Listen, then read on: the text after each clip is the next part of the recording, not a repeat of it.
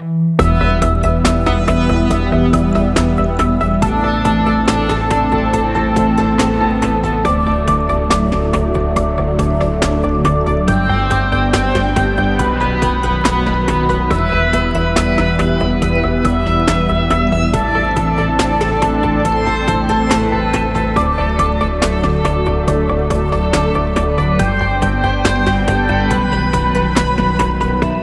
prima giorno, non vase che tremava cuore.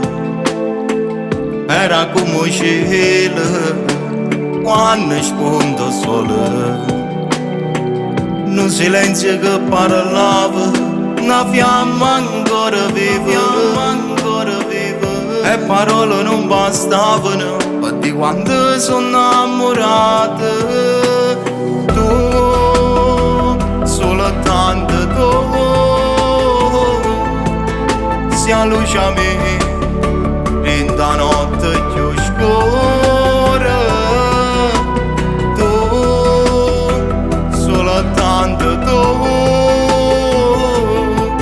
mi dai a forza per sta vita dura.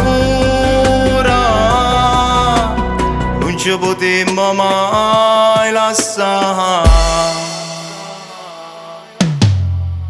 E penso quando mi ricevi e te sono innamorata.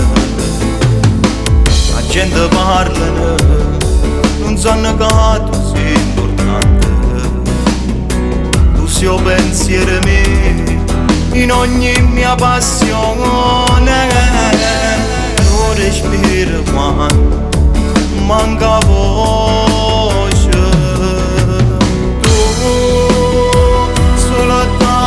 Tu sia luce a me in da notte più scura. Tu, soltanto tu